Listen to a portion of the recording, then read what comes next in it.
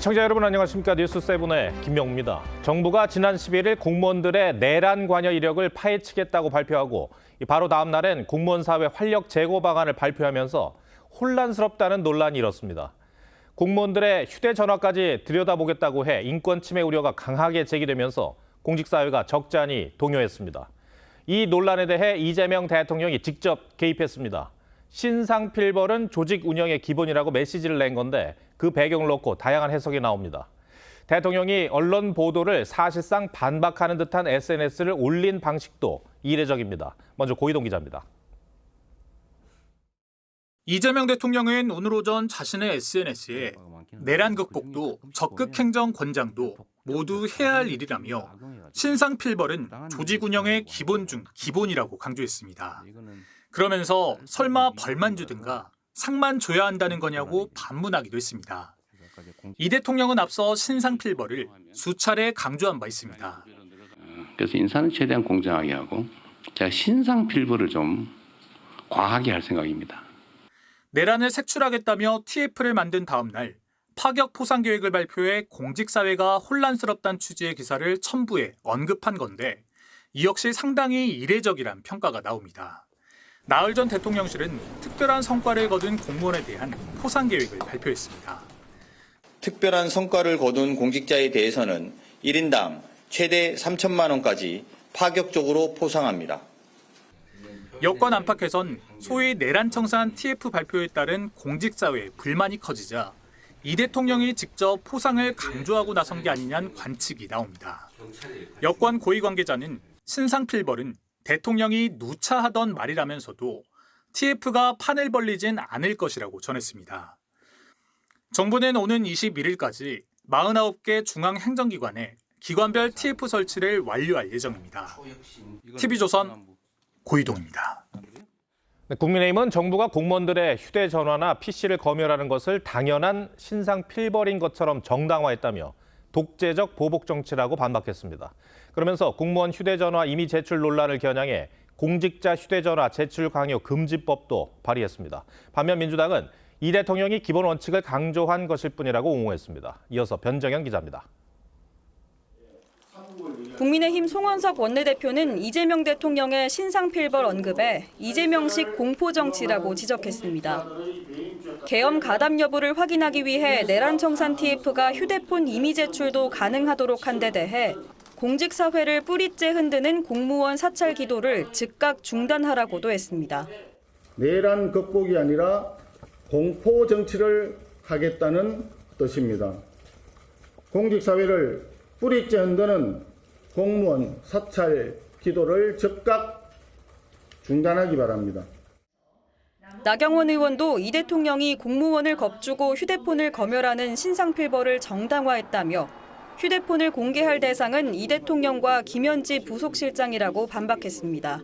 내 편에 서지 않으면 내란 공무원이라는 주홍 글씨를 받겠다는 실로 무시무시한 겁박입니다. 유상범 원내수석은 영장 없는 제출 요구는 기본권 침해라며 감찰 과정에서 공공기관의 휴대전화 제출 강요를 금지하고 제출 거부 시 인사상 불이익을 부과하지 못하도록 하는 개인정보보호법 개정안을 발의했습니다. 시민단체 서민민생대책위원회는 TF의 제보 유도가 공무원 간 불신을 조장한다며 직권남용, 업무방해 등 혐의로 이 대통령과 김민석 총리를 경찰에 고발했습니다. 반면 민주당은 신상필벌은 없는 죄를 만들어 벌을 주는 것이 아니라 기본 원칙이라며 야당이 재발절인 것 아니냐고 반문했습니다. TV조선 변정현입니다. 여기에 더해 정부는 대장동 사건 항소 포기 사태 때 노만석 대행에게 설명을 요청했던 검사장들에 대한 징계 검토에 들어갔습니다. 검사장 18명을 전부 평검사로 전보시키겠다는 건데 이 역시 반발이 커지고 있습니다. 이광희 기자가 보도합니다. 이틀 전 퇴임식을 연 노만석 전 검찰총장 직무대행은 대장동 항소 포기 사태에 대한 설명 없이 여당이 공언한 검사 징계를 멈춰달라는 말만 남겼습니다. 일각에서 제기되는 검사들에 대한 징계 등 논의는 부디 멈춰 주시길 부탁드립니다. 하지만 정부는 노 전 대행 사퇴 이틀 만에 본격적인 징계 검토에 나섰습니다. 여권 관계자는 정부가 당시 집단행동을 한 검사 전원에 대한 형사처벌과 감찰, 징계, 평검사직으로 전보 조치 등을 신속 검토하고 있다고 밝혔습니다. 앞서 전국 18개 지방검찰청 검사장과 지청장 8명은 노 전 대행에게 대장동 항소 포기에 대한 설명을 요구했었습니다. 당시 설명을 요구했던 한 검사장은 항소 포기 이유를 납득하기 어려우니 당연히 설명은 요청할 수 있는 것이라며 뭐를 잘못한 거냐고 반발했습니다. 다른 검사장도 정부가 항소 포기 지위가 있었다는 걸 인정하는 꼴이라고 꼬집었습니다. 위헌적인 그런 수사 지휘에 대해서는 당연히 저항해야 되는 거 아닙니까? 수사와 공소 유지 활동을 정권의 입맛에 맞게 그냥 자지우지하겠다 하는 것. 국민의힘도 명백한 공포 정치이자 사법 체계를 뒤흔드는 권력의 폭주라고 비판했습니다. TV조선 이광입니다. 내년 지방선거를 앞두고 한강버스가 또 하나의 정쟁거리로 떠올랐습니다. 지난 1일 다시 운항을 시작한 한강버스가 운행 재개 보름 만에 사고가 났는데 이 문제에 여당 의원들은 물론 김민석 총리까지 나서 공세를 펴고 있습니다. 구자형 기자입니다. 캄캄한 한강 위, 한강버스 한 대가 오도 가도 못하고 물 위에 서 있습니다. 어제 저녁 8시 20분쯤 승객 82명을 태우고 가던 한강버스가 얕아진 수심에 멈춰선 겁니다. 탐석장에서 소리와 함께 그 배가 서 있다는 신고를 받고 출동을 했고요. 탑승객 82명을 21시 7분경에 다 구조를 완료한. 배가 멈춘 건 수심 2m가량의 얕은 곳으로 항로를 이탈해 배 밑이 강바닥에 걸렸기 때문입니다. 압구정에서 잠실 구간으로 가는 한강버스는 오늘부터 사흘 동안 운행이 중단됐습니다. 김민석 총리는 한강버스 안전의 전반을 재점검하라고 지시했고 여당 의원들은 운행 전면 중단을 요구했습니다. 운항 중단과 재개를 반복하면서 어떻게든 운항을 해보려고 밀어붙이고 있는데 끔찍한 사고가 날 수도 있지 않을까라는 우려가 있습니다. 오세훈 서울시장은 시민의 생명과 안전을 최우선에 두겠다면서도 안전 문제를 정치 공세의 도구로 삼는 건 바람직하지 않다고 했습니다. 민주당은 한강버스의 안전 문제를 과장하여 정치적 공세로 활용하고 불필요하게 시민 불안을 가중시켜서는 안 될 것입니다. 서울시는 수중 탐사로 강바닥을 조사하고 이물질을 제거하는 등 안전 조치를 더욱 강화하겠다고 밝혔습니다. TV조선 구자영입니다.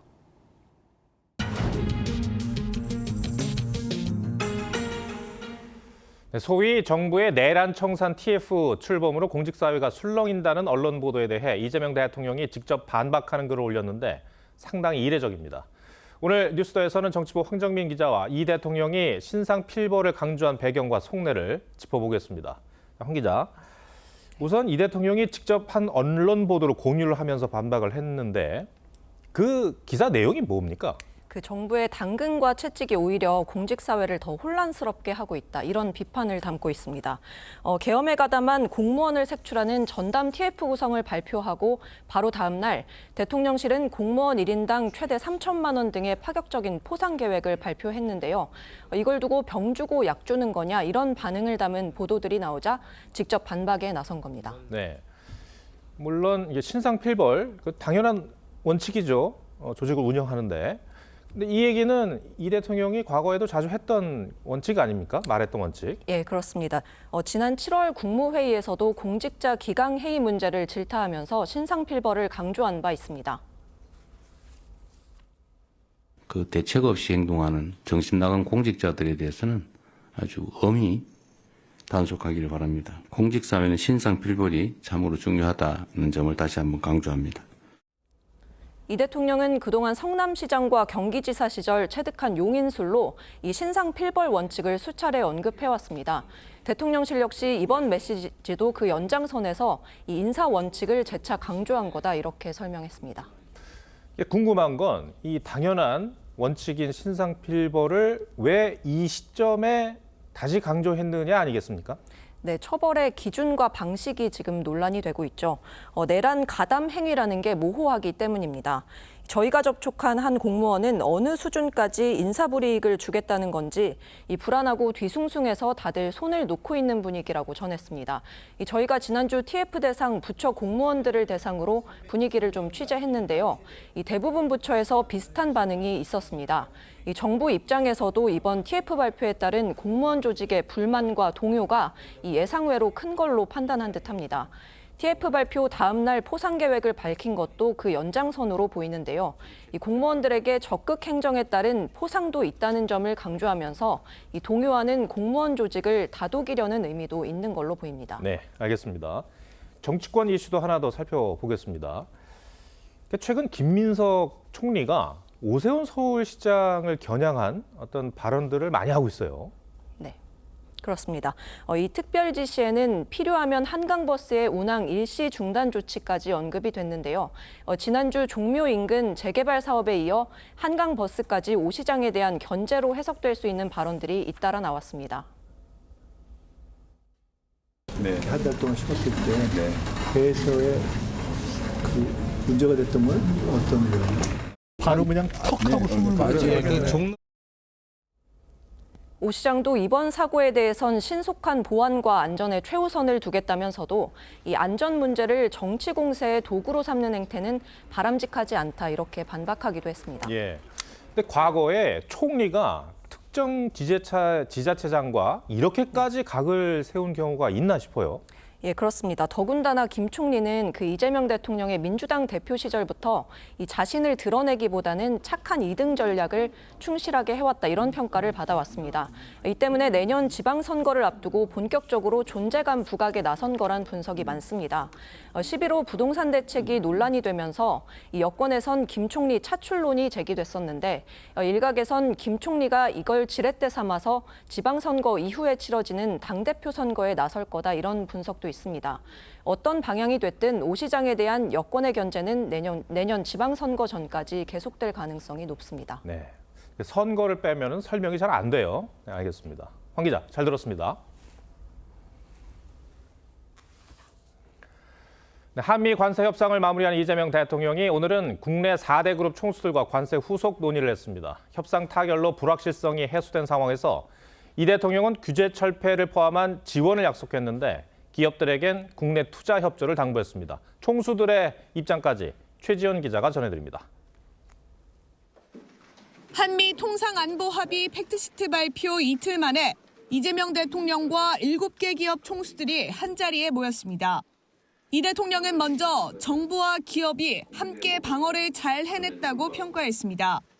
지금까지 정부와 기업이 이렇게 합이 잘 맞아가지고 공동 대응을 한 사례가 없었던 것 같다. 남들이 예상하지 못한 성과라면 성과, 방어를 아주 잘 해낸 것 같습니다. 대미 투자 강화로 국내 투자가 줄지 않을까 걱정이 있다며 역할을 당부했습니다. 학력고사 어려워졌다고 등수가 바뀌는 건 아니다. 어려운 건 다 똑같이 어렵고 쉬우면 다 똑같이 쉬운 거 아니냐. 가급적이면 국내 투자에 지금보다는 좀 더 마음 써주시고. 총수들도 잇따라 투자 계획과 상생 방안들을 꺼냈습니다. 이재용 삼성전자 회장은 5년간 6만 명 국내 고용 창출을, SK 최태원 회장은 600조 원 규모의 국내 투자와 AI 데이터 센터 추가 건립을 약속했습니다. 저희 삼성은 국내 투자 확대, 또 청년의 좋은 일자리 창출, 그리고 또 아까 말씀하신 중소기업, 벤처기업과의 상생도 더더욱 노력을 하겠습니다. 자동차 관세 15%를 적용받게 된 현대차 정의선 회장은 부품 협력사의 대미 관세를 소급 지원하고 2030년까지 자동차 수출을 2배 이상 늘리겠다고 했습니다. 이 대통령은 반기업, 친기업이 어딨냐며 기업 활동의 장애를 최소화하겠다면서도 감세보단 규제 완화 방향으로 추진해 나가겠다는 뜻을 분명히 했습니다. TV조선 최주원입니다. 네, 안보 관련 협상에서 미국의 핵 추진 잠수함 건조 승인은 가장 주목받은 대목이었습니다. 하지만 이것도 조건 없이 한국에 준 선물은 아닌 듯합니다. 미 해군 최고사령관이 핵 추진 잠수함 추진을 의미 있게 평가하면서 중국 억제에 활용될 것이라고 언급한 겁니다. 한국의 역할을 강조하는 대목에선 영화 스파이더맨을 인용하기도 했는데 어떤 맥락인지 이태영 기자가 보도합니다. 서울을 찾은 데릴 커들 해군 참모총장은 한국의 핵 추진 잠수함 추진을 역사적 순간이라고 평가했습니다. It's an historic moment for both of our countries that the United States has made a commitment to move forward with helping Korea build nuclear-powered fast-attack submarines. 한국 핵 잠수함이 중국 억제 역할을 할 것으로 보느냐는 질문에는 전 세계 어디든 장기간 전개가 가능한 전략 자산이라며 중국 억제에도 활용될 것이라고 답했습니다. The utilization of that submarine for counter China, I think is a natural expectation. 커들 총장은 중국을 미국의 전략적 최우선 위협으로 규정하면서 영화 스파이더맨 대사를 인용해 한국의 역할을 강조하기도 했습니다. As they say in the movie Spider-Man, with great power comes great responsibility. I think there will be a responsibility for Korea to deploy those submarines globally. 이재명 대통령은 지난달 말 한미 정상회담에서 트럼프 대통령에게 핵잠 도입을 설명하면서 북한과 함께 중국을 언급한 바 있습니다. 대만 유사시 한국의 역할에 대해선 전력 총동원 상황이 된다며 일정 역할을 피할 수 없다고 했고 중국의 서해 구조물 설치 등에 대한 단호한 대응도 강조했습니다. 다만 핵 잠수함 건조 장소에 대해선 말을 아꼈습니다. 커들 총장은 방한 기간 HD현대중공업과 하나오션 등 조선소를 방문하며 한미 조선협력 프로젝트인 마스가 관련 논의도 했습니다. TV조선 이태형입니다. 무기 구매에서도 미국은 자국 이익을 더 챙기고 있습니다. 트럼프 행정부가 그동안 한국을 비롯한 동맹국들에게 무기를 팔면서 면제해줬던 각종 개발비 일부를 함께 부과하겠다고 통보했습니다. 우리나라는 앞으로 5년 동안 37조 원 규모의 미국산 무기 구매를 약속했는데 이렇게 되면 무기 구입 비용은 사실상 5% 정도 더 늘어날 수 있습니다. 백대우 특파원이 보도합니다. 그동안 미국은 우방국에 대한 무기 판매 과정에서 경쟁력을 높이기 위해 초기 개발비와 설계비, 시험 비용 등 총액의 5%에 해당하는 비용을 부과하지 않아 왔습니다. 무기를 판매할 때 면제 혜택을 줬던 이른바 비반복 비용인데 최근 미국 정부는 한국에 이 비용을 부과하겠다고 통보했습니다. 복수의 소식통은 우방국 우대 정책을 폐지하겠다는 뜻을 지난 8월 한국에 통보했다고 전했습니다. 여기엔 우리나라뿐 아니라 일본과 호주 등 인도태평양 동맹국과 나토 동맹국들도 포함된 것으로 보입니다. 미국의 각종 면세 혜택으로 동맹국들이 대미 교역에서 과도한 무역 흑자를 누려왔다는 트럼프 대통령의 인식이 반영된 것이란 분석이 나옵니다. And South Korea's average tariff is 4 times higher, and we give so much help militarily and in so many other ways to South Korea, but that's what happens. 한미 통상안보 협상전으로 미국이 내미는 각종 안보 청구서가 계속 쌓이는 모양새입니다. 사실상 무기 구매 단가가 5%가량 오르면서 한국이 무기 구매를 약속한 37조 원 기준으로 대략 1조 8,500억 원 정도를 더 내거나 그만큼 무기를 덜 들여올 수밖에 없는 상황이 됐습니다. 미국 워싱턴 DC에서 TV조선 백대우입니다.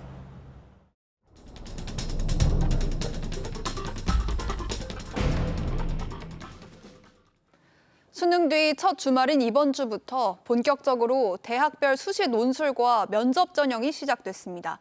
도심이 막히다 보니 퀵 서비스를 이용해 이동하는 수험생들이 많은데요.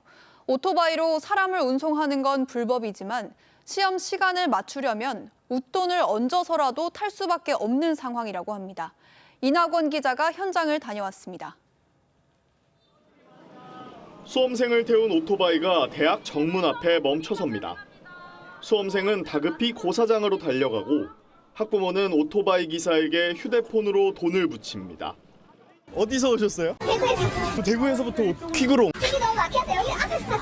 고사장 앞엔 시험 종료 20분 전부터 이렇게 수험생들을 이송할 오토바이 수십 대가 기다리고 있습니다. 시험 종료 직후 달려나온 수험생들이 곧바로 올라타고 수험생을 태운 오토바이는 버스 전용 도로로 질주합니다. 서울 주요 대학 논술 전형이 주말 오전 오후에 몰리다 보니 한 곳이라도 더 시험을 보려는 수험생들이 퀵 오토바이를 타고 이동하는 겁니다. 저는 이제 그냥 버스 타고 갈 생각이에요. 근데 어제 대치동 그 논술 학원에서 무슨 소리 하냐, 너 지금 무조건 퀵을 타고 가든 뭐 해야 된다. 일반 퀵서비스의 10배에 달하는 운임에 오토바이 기사들도 대학으로 몰렸습니다.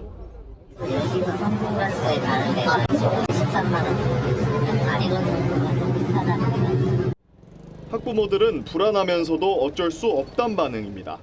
너무 걱정되는 거예요. 제 너무 소중한 아이를 그냥 저 오토바이 그냥 맡긴다는 게 무슨 치료하는 엄마들 수험생들 뭐 그냥 쓸 수 없으니까. 하지만 현행법상 이륜차가 물건이 아닌 사람을 운송할 경우 징역형까지 받을 수 있습니다. 일각에선 수험생들의 안전을 위해 안전수송 해법이 필요하다는 지적이 나옵니다. TV조선 이낙원입니다. 철인 3종 경기에 참가하기 위해 어제 바다 수영 테스트를 하던 40대 일반 시민 참가자가 돌연 숨졌습니다. 오늘로 예정됐던 대회는 곧바로 취소됐는데 유족 측은 안전관리가 철저하지 못했던 거 아니냐고 주장하고 있습니다. 이심철 기자가 보도합니다. 광장의 행사 부스가 하나 둘 철거됩니다. 수영을 위해 바다에 띄워진 플라스틱 부교도 치워집니다. 오늘 오전 예정돼 있던 경남 통영의 철인 3종 대회가 전면 취소됐습니다. 어제 오후 2시 반쯤 40대 동호인 참가자가 숨졌기 때문입니다. 숨진 남성은 어제 수영 테스트 중이었습니다. 첫 출전 선수 등은 본 대회 전 체력이 충분한지 확인을 받는데 참가자 안전을 위한 이 테스트 과정에서 오히려 사고가 난 겁니다. 사고 참가자는 바다 수영 300m 가운데 220m를 수영한 뒤 갑자기 몸에 이상을 느껴 구조 신호를 요청했습니다. 좀 힘들어 하다가 구조 요청해서 저희 수상구조위원이 먼저 가서 응급조치하고 10m 사이 간격 두고 다 이렇게 관찰하고 있었고요. 사망 사고의 대회는 곧바로 취소됐고 참가자 1,300명은 집으로 돌아갔습니다. 사고가 나니까 어쩔 수가 없다고 일단 생각을 해요. 돌아가시는 부분에서 많이 조금 안타까워. 유가족들은 주최 측의 안전 관리가 부실했다고 주장합니다. 안전 관리 측면에서 더 이제 사실 어떻게 보면 집중을 기울이고 더 안전에 대해서 했어야 되는데. 통영해경은 부검을 통해 정확한 사인을 확인하고 주최 측의 안전수칙 준수 여부도 조사할 계획입니다. TV조선 이심철입니다. 단풍 성지로 불리는 내장산은 가을철 인근 상가 매출이 2배 넘게 뛸 정도로 호황을 누리는데요. 방문객이 많은 만큼 대목을 노린 외부 상인들도 몰려들고 교통 체증도 심각해 가을만 되면 일대가 몸살을 앓는다고 합니다. 박건우 기자가 현장을 다녀왔습니다. 왕복 2차선 도로가 긴 주차장이 됐습니다. 찔끔찔끔 가다서다를 반복할 뿐 단풍으로 향하는 길은 멀고도 멉니다. 이곳 내장산 초입에서 주차장까지 불과 4km 거리지만 관광객이 몰리면서 40분이 넘게 걸리고 있습니다. 걸어오는 사람이 똑같이 걸어왔어요, 차가. 뭐 밀려서 못 가는 거. 차와 함께 한철 상인들도 몰려들었습니다. 지난해 단풍철 내장산 방문객은 무려 35만 명. 인근 가게 매출 증가율도 237%로 전국 최고를 기록하면서 올해도 한몫 잡으려는 상인들은 끈질깁니다. 장사 수당이 좀 심합니다. 한철 장사라고 생각해서 그런 것 같은데요. 기다림에 지친 일부 운전자들은 무료 주차에 혹해 원래 계획에도 없던 식당에 가게 되고 산에 갈 때까지 차가 돼도 돼요? 닭볶음탕이 7만 원, 웃돈 없이 가격표 대로긴 하지만 결코 싸진 않습니다. 사유지에서 하는 부분에 대해서는 저희가 이제 막을 수가 없어요. 정읍시도 셔틀버스 확대와 불법 노점 단속 등 특별 대책을 추진 중이지만 사유지 영업이 많고 도로 확장 등이 어려워 문제는 매년 반복되고 있습니다. TV조선 박거루입니다. 주택담보대출 금리가 2년 만에 6%대를 넘어섰습니다. 부동산 대출 규제에 시장 금리 상승까지 겹쳐 은행들이 대출 문턱을 높인 건데요. 당분간 이런 오름세가 계속될 걸로 보여 대출을 끼고 내 집 마련을 하는 건 더 어려워질 전망입니다. 박상현 기자입니다. 가능한 대출을 모두 받아 집 한 채를 마련하는 이른바 영끌족. 금리 상승은 이들에게 가장 큰 부담입니다. 연동금리로 대출을 받다 보니까 대출 연장 시즌만 되면 걱정이 되죠. 이자 부담 때문에 집을 잘 산 건가 고민이 많습니다. 정부가 부동산 시장 안정화를 위해 가계대출 총량 규제를 강화하면서 주택담보대출 금리가 오르고 있습니다. 최근 4대 시중은행의 주담대 혼합형 금리가 연 6% 수준을 넘어선 겁니다.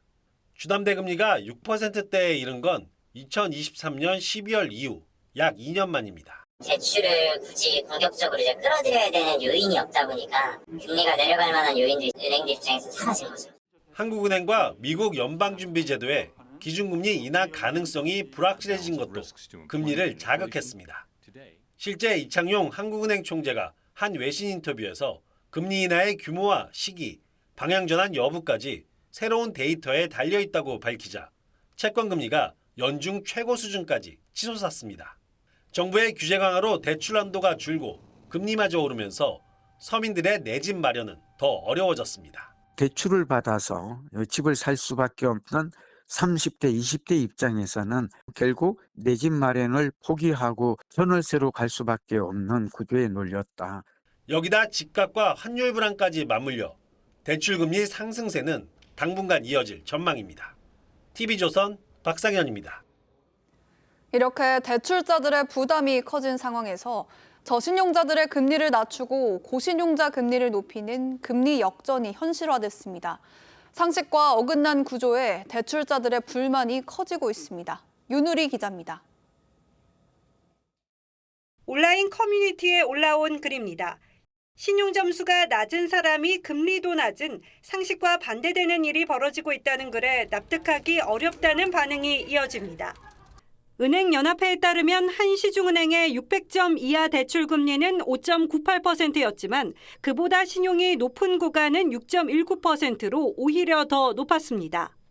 은행 대출은 신용점수가 높을수록 상환 능력이 좋다고 판단돼 낮은 금리가 적용되는데 이 원칙이 뒤집힌 겁니다. 업계에서는 정부의 취약계층 지원 기조가 강화된 데 따른 결과라고 분석합니다. 결과는 정부의 정책에 좀 맞춰가자라는데 일조하기 위해서라고 보시면 될 것 같습니다. 앞서 이재명 대통령은 금융 등 6개 분야 구조개혁을 언급하면서 가난한 사람이 비싼 이자를 강요받는 금융 계급화가 벌어지고 있다며 현 금융정책의 개선 필요성을 강조했습니다. 취약계층에 대한 약탈적 대출, 제도권 금융 배제 등의 문제가 발생하고 있음에도 정책금융이 이를 효과적으로 제어하지 못했습니다. 하지만 저신용자의 평균 소득이 고신용자보다 더 높은 것으로 나타나 정책 취지가 현실과 맞지 않는다는 비판도 제기됐습니다.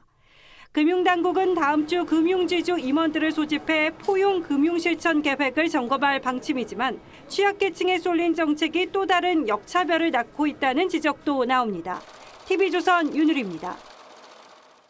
늦은 밤에 주문해도 다음 날 아침이면 우리 집 문 앞에 필요한 물건이 배송돼 있는 새벽 배송. 어느덧 국민 2천만 명이 이용하는 서비스로 자리 잡았는데요. 민주노총이 새벽 배송 금지를 제안하며 소비자를 시작으로 배송 기사들까지도 반발하고 있습니다. 이 문제 경제부 노도일 기자와 따져보겠습니다. 자, 노 기자, 민주노총은 왜 갑자기 새벽 배송을 금지하자고 주장하는 겁니까? 네, 일단 민주노총은 새벽 배송을 전면 금지하자고 주장하는 건 아닙니다. 밤샘 노동이 택배 근로자 건강에 좋지 않으니 자정부터 새벽 5시까지만이라도 배송을 금지하자는 겁니다. 그러면 이 택배 기사들의 반응은 어떻습니까? 네, 택배 기사들은 현실을 무시한 제안이라고 말합니다. 새벽 배송은 택배 기사가 평균 밤 10시쯤 배달을 시작해 새벽 5시쯤 업무를 마치는데요. 민주노총 주장대로면 배송 가능한 시간이 대폭 줄어드는 거죠. 저희가 만난 택배 기사는 올해 대통령 선거 당일 택배가 하루 쉰 뒤 벌어졌던 일이 일상이 될 거라고 걱정하기도 했습니다. 대선 때 쿠팡이 처음으로 하루를 쉬게 됐는데 그 여파로 하루치 물량이 밀려가지고 거의 한 일주일 고생을 했거든요, 저희는. 한국노총도 새벽 배송에 대해선 민주노총과 반대 입장에 서 있습니다. 이거에 대한 수요를 2시간 안에 할 수 있느냐? 그러면은 더 기사들은 시간에 더 쫓기게 됩니다. 주간까지 하자는 부분들에 대한 의견을 내세우는데 이것 또한 현실상 불가능합니다. 그래서인지 새벽 배송 금지에 반대하는 택배 기사가 93%에 달한다. 이런 조사도 있더라고요. 그러면 이 새벽 배송을 이용하는 소비자들의 반응은 어떻습니까?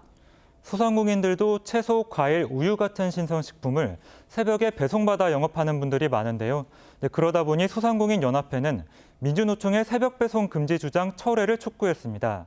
한 연구에선 새벽 배송 규제 시 경제 손실이 최대 54조 원 발생할 걸로 추산했고, 이 가운데 소상공인 매출 피해 예상액은 18조 3천억 원에 달할 걸로 내다봤습니다. 소비자들도 64%가 새벽 배송이 중단되거나 축소된다면 불편함을 느낄 거라고 응답했는데요. 국회 게시판엔 새벽 배송 금지를 막아달라는 청원도 등장했습니다. 두 자녀를 키우는 워킹맘이 올린 이 청원은 오늘 오후 3시 기준 6천 명의 동의를 얻었습니다. 새벽 배송을 금지해야 한다는 가장 큰 이유가 이 기사들 건강을 해친다는 건데, 그런데 야간 근무를 하는 다른 업종도 많지 않습니까? 네, 새벽 배송 기사였던 정슬기 씨가 지난해 41살의 젊은 나이로 세상을 떠났습니다. 근로복지공단은 과로에 따른 산업재해라고 인정했는데요. 전문가들은 야간 노동은 아무리 규칙적인 생활을 한다 한들 건강에 해롭다고 지적합니다. 고정 야간 근로자의 심혈관 사망률이 일반 근로자보다 2배 높다는 연구 결과도 있습니다. 다만 밤샘 근무는 고속버스 기사, 소방관, 경찰관, 군인, 의사 등 우리 사회를 굴러가게 하는 많은 직종에서 이뤄지고 있는 만큼 야간 근로자의 건강을 생각한다면 이런 직종들을 모두 아우르는 논의가 이루어져야 한다는 지적도 나옵니다. 새벽 배송만 없앨 게 아니라 이 밤샘 근로자들의 근로 여건이나 근로 시간을 개선해야 하는 게 아닐까, 이런 생각도 드네요. 노 기자, 잘 들었습니다.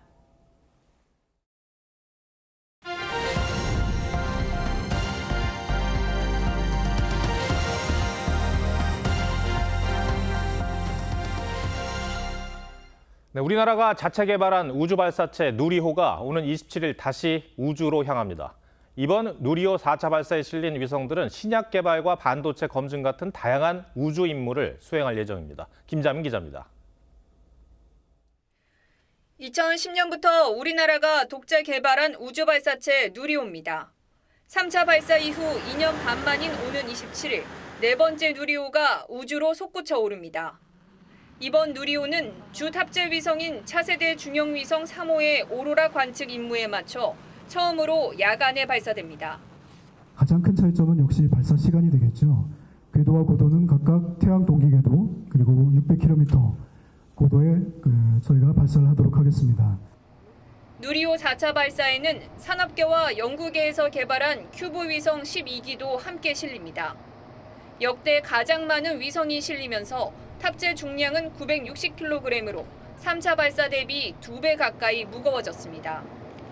이번 발사는 단순히 위성을 궤도에 올리는 것을 넘어 줄기세포 배양, 항암제 합성 같은 신약 개발 실험과 우주 폐기물 처리 기술 등 차세대 우주 기술을 본격적으로 검증하는 데 의미가 있습니다. 민간 기업인 한화 에어로스페이스가 처음으로 발사체 제작과 조립, 발사 운용까지 전 과정에 참여한 점도 주목됩니다. 우주 발사 서비스가 정부 주도에서 민간 주도 체계로 전환되기 위한 중요하고 의미 있는 첫걸음이 될 것입니다. 우리나라도 민간 주도의 우주 개발, 뉴스페이스 시대로 나아가는 출발점에 섰습니다. TV조선 김자민입니다. 러시아 대륙을 가로지르는 시베리아 횡단철도를 공격했다고 우크라이나 당국이 주장했습니다. 특히 이 철도가 북한 탄약이 러시아로 들어가는 핵심 통로였다며 공격 이유를 설명했습니다. 러시아 매체도 철로 이용에 차질이 있었던 건 인정을 했는데 우크라이나 공격은 사실이 아니라고 전했습니다. 신은서 기자입니다. 동부 블라디보스토크에서 서부 모스크바까지 9천여 킬로미터를 잇는 러시아 시베리아 횡단철도. 우크라이나 국방부가 이 시베리아 철도를 공격했다며 관련 영상을 공개했습니다. 현지 시간 13일 러시아 하바롭스크에서 대규모 폭발이 발생해 철도를 통한 군수품 이송이 차단됐는데 우크라이나군 작전 결과라는 겁니다. 그러면서 시베리아 철도가 러시아가 북한 무기와 탄약을 우크라이나 전선까지 조달하던 핵심 수송로라고 강조했습니다. Балістика з Північної Кореї теж модернізовано вбиває наших людей в Україні. це 러시아 언론 역시 해당 철도 구간에서 큰 굉음이 발생했다고 보도했습니다. 하지만 선로공사였을 뿐 우크라이나의 주장은 가짜뉴스라고 맞받아쳤습니다. 러시아는 우크라이나에 빼앗겼다 수복한 쿠르스크주에서 북한군이 지뢰를 제거하는 모습을 공개하기도 했습니다. И на задачах как бы только вперед. 특히 북한군이 인공기에 뺨을 비비고 한국어로 합창하는 모습까지 상세히 소개했는데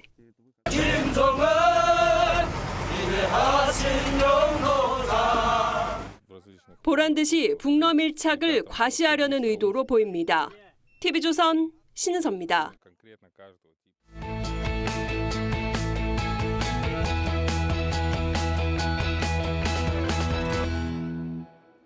요즘 식품업계에선 단종됐던 옛맛을 되살리는 복고 열풍이 거셉니다. 60여 년 전 출시됐던 회사의 첫 제품을 복원하고 80년 전 기업의 시초가 된 제과점을 재현한 매장도 있습니다. 소비자들 입맛에 맞을까 싶은데 의외로 반응이 좋다고 합니다. 트렌드 리포터 요즘 오늘은 원조로 승부하는 식품업계 모습을 윤수영 기자가 담아왔습니다. 지난 1963년 등장한 국내 최초의 인스턴트 라면. 우지, 즉 소기름으로 튀긴 면발을 이용하면서 지금의 K라면 열풍의 시초가 됐습니다. 하지만 1989년 공업용 소기름을 사용했다는 의혹에 휩싸이며 회사는 위기에 빠졌습니다. 공업용 쇠기름을 가지고 몇 년 뒤 무죄 확정을 받았지만 우지라면이 시장에서 자취를 감출 만큼 타격이 컸습니다. 그로부터 20여 년 매운 라면으로 부활한 이 식품회사가 우지라면을 다시 내놨습니다. 우리가 한때 금기처럼 여겼던 우지 라면의 풍미를 완성하는 진심의 재료였습니다. 말로만 들었던 원조 라면의 복귀에 소비자들 관심이 이어집니다. 국물이 진해서 그런가 면보다 밥이 훨씬 맛있네. 이제는 매출 10조 원 넘는 대기업으로 성장한 한 식품회사도 시계를 거꾸로 돌렸습니다. 1945년 창업해 그룹의 모태가 된 상미당이라는 작은 빵집을 그대로 복원한 점포를 냈는데 당시 빵집에서 팔던 메뉴도 되살렸습니다. 인테리어가 되게 한국적이라서 들어올 때 조금 신기했고요. 마냥 촌스러운 게 아니라 그래도 현대적으로 좀 재해석한 부분도 있고. 한 주류 회사는 원조 디자인을 복원해 20억 병 이상 팔았고 한 음료 회사도 리뉴얼 제품에 대한 소비자 반응이 시원치 않자 다시 원조 제품으로 되돌아갔습니다. 원조라는 것은 자부심과 함께 소비자로 하여금 그 원조의 근원이 누구인가를 찾고 싶게 만드는 하나의 요인이 된다. 점점 까다로워지는 소비자들의 입맛을 이미 검증된 맛으로 사로잡기 위한 원조 대결이 뜨겁습니다. TV조선 윤수영입니다. 돌봄이 필요한 노인 인구는 빠르게 늘고 있지만 당장 3년 뒤부터도 이들의 생활을 도울 돌봄 인력이 부족할 전망입니다. 이 간극을 메우기 위해 최신 기술을 노인 돌봄에 도입하고 있는데요. 박재훈 기자가 미래형 요양원에 다녀왔습니다. 검은색 밴드를 양쪽 어깨에 매단 채 보행기를 양손으로 짚고 조심조심 걸음을 떼봅니다. 혼자 거동이 힘든 어르신이 재활기기인 워킹레일을 이용해 걷는 연습을 하고 있습니다. 190명이 생활 중인 서울시립 남부 노인 전문 요양원은 스마트 기저귀를 활용해 배변물이 어느 정도 찼는지 실시간으로 확인하고 노인들의 낙상 위험을 보호사들에게 알려주는 스마트 알람과 같은 다양한 돌봄 기술을 도입했습니다. 낙상 사고를 방지하는 침대에 이렇게 누워 있었는데요. 제가 몸을 크게 움직이거나 뒤척이면 제 몸에 붙은 기기와 연결된 장치에서 이렇게 알람이 울리는 방식입니다. 만성적인 인력난에 허덕이는 요양원에서 최첨단 노인 돌봄 기술을 활용해 직원들의 업무 부담을 덜고 있는 겁니다. 부족한 돌봄 인력을 어떻게 하면 문제를 해결할까, 힘든 일을 조금 더 보완해주고 부족한 인력을 보완해가는 방법의 일환으로 저희 스마트 돌봄을 실천하고 있습니다. 올해 10명 중 2명꼴인 고령 인구 비율은 오는 2050년이면 10명 중 4명꼴로 늘어날 전망이지만 돌봄 인력은 갈수록 부족해져 당장 3년 뒤엔 약 12만 명의 인력 부족이 예상됩니다. 초고령 사회를 넘어선 초초고령 사회에 대비하려면 돌봄 기술의 확산이 필수적인 겁니다.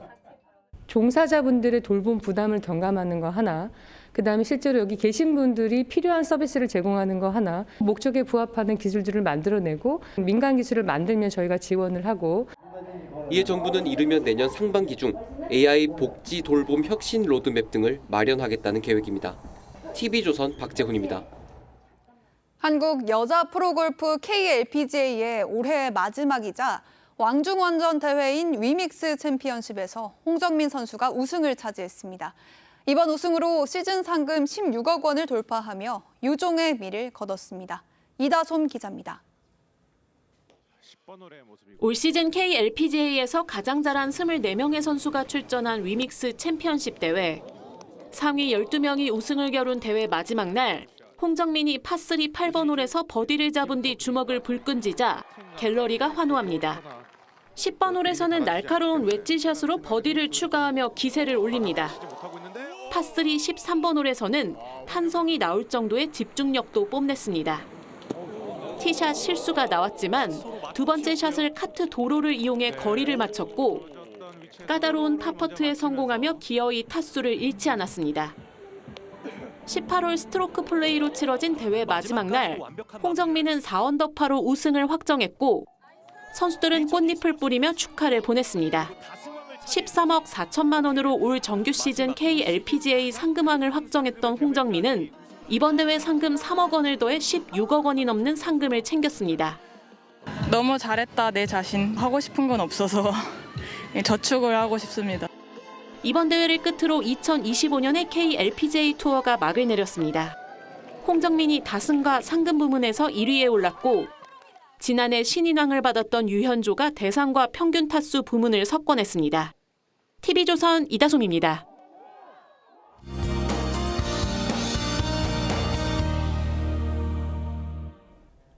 가을의 끝자락 하나둘 떨어져가는 은행잎들이 아쉽게 느껴집니다.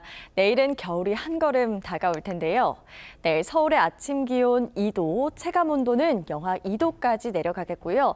한낮에도 6도로 오늘 낮보다 12도가량 뚝 떨어지겠습니다. 출근길에 든든한 옷차림 해주셔야겠습니다. 자세한 기온 보시면 내일 아침 춘천이 1도, 대전 3도로 시작하겠고요. 한낮에는 대전 7도, 광주와 대구 9도로 종일 춥겠습니다. 강원 동해안은 건조특보 발효된 가운데 바람이 강해지면서 강풍주의보까지 내려졌습니다. 특히 산지를 중심으로 초속 25m 이상의 돌풍이 불겠는데요. 화재 사고 발생하지 않도록 주의하셔야겠습니다. 내일 전국 하늘 대체로 구름 많겠고요. 밤부터 서해안과 제주를 중심으로는 눈이나 비가 내리겠습니다. 주 초반 추위 속에 호남과 충남은 첫눈이 내릴 가능성이 있겠고요. 목요일부터는 추위가 조금씩 누그러지겠습니다. 날씨였습니다. 11월 16일 일요일 뉴스 7 마치겠습니다. 시청해주셔서 고맙습니다.